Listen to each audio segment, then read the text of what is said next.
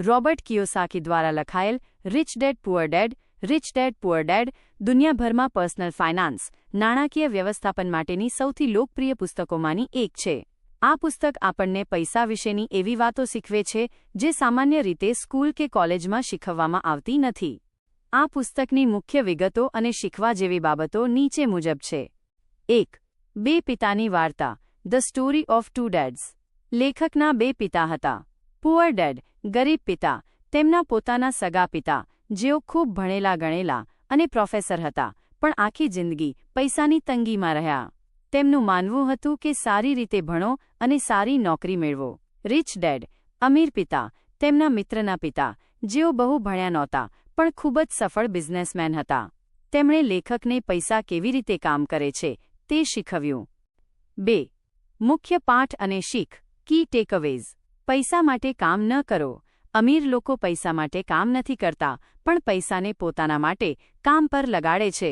મિલકત એસેટ્સ અને જવાબદારી લાયબિલિટીઝ વચ્ચેનો તફાવત. એસેટ્સ જે તમારી જેબમાં પૈસા લાવે, જેમ કે શેરબજાર, ભાડાની મિલકત, બિઝનેસ. લાયબિલિટીઝ જે તમારી જેબમાંથી પૈસા બહાર લઈ જાય, જેમ કે મોંઘી કાર, લોન, ફાલતુ ખર્ચ.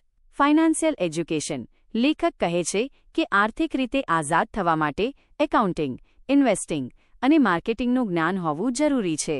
તમારું ઘર મિલકત નથી.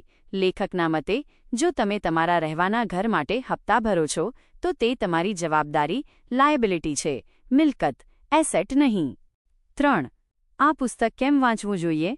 જો તમારે ફાઇનાન્શિયલ ફ્રીડમ નાણાકીય સ્વતંત્રતા મેળવવી હોય, જો તમારે મધ્યમ વર્ગની ઉંદર દોડ રેટ રેસમાંથી બહાર નીકળવું હોય, પૈસાની બચત કરવાને બદલે તેનું રોકાણ કેવી. ચોક્કસ આ પુસ્તકના એવા 5 મહત્વના રહસ્યો વિશે હું તમને ઊંડાણપૂર્વક સમજાવું જે તમારો પૈસા જોવાનો નજરિયો બદલી નાખશે. 1. રેટ રેસમાંથી બહાર નીકળો. મોટા ભાગના લોકો આ જ ચક્રમાં ફસાયેલા હોય છે. ભણો, થી વધુ નોકરી મેળવો, થી વધુ ખર્ચ કરો, થી વધુ બિલ ભરો, થી વધુ ફરીથી વધુ કામ કરો. આને લેખક રેટ રેસ કહે છે. અમીર બનવા માટે તમારે આ ચક્ર તોડવું પડે અને એવા રસ્તા શોધવા પડે જ્યાં તમે ઊંઘતા હોવ તો પણ પૈસા તમારા માટે કામ કરતા હોય. 2.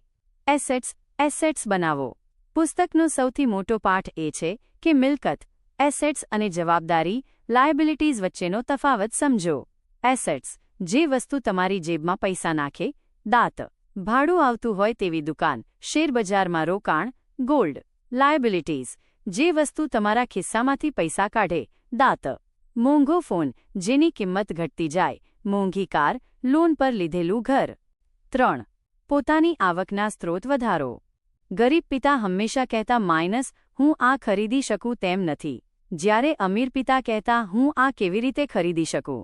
આ એક નાનો ફેરફાર તમારી વિચારવાની શક્તિ વધારે છે અને તમને નવા રસ્તા શોધવા મજબૂર કરે છે. 4. ટેક્સ અને કોર્પોરેશનની તાકાત. લેખક સમજાવે છે કે અમીર લોકો સીધા ટેક્સ નથી ભરતા. તેઓ કંપનીઓ, કોર્પોરેશન્સ બનાવે છે જેના દ્વારા તેઓ પહેલા ખર્ચ કરે છે અને છેલ્લે જે વધે તેના પર ટેક્સ ભરે છે, જ્યારે સામાન્ય નોકરિયાત વર્ગ પહેલા ટેક્સ ભરે છે અને પછી બાકી વધેલા પૈસાથી ઘર ચલાવે છે. 5. ડર અને આળસ છોડો. ઘણા લોકો પાસે જ્ઞાન હોય છે છતાં તેઓ રોકાણ કરતા ડરે છે. લેખક કહે છે કે નિષ્ફળતાનો ડર જ તમને ગરીબ રાખે છે. ભૂલો કરવાથી ડરો નહીં, પણ તેમાંથી શીખીને આગળ વધો. એક ખાસ વાત, આ પુસ્તક આપણને શીખવે છે કે તમારા કેટલા પૈસા કમાયા તે મહત્વનું નથી, પણ તમે કેટલા પૈસા બચાવ્યા અને તેને ક્યાં રોક્યા તે મહત્વનું છે.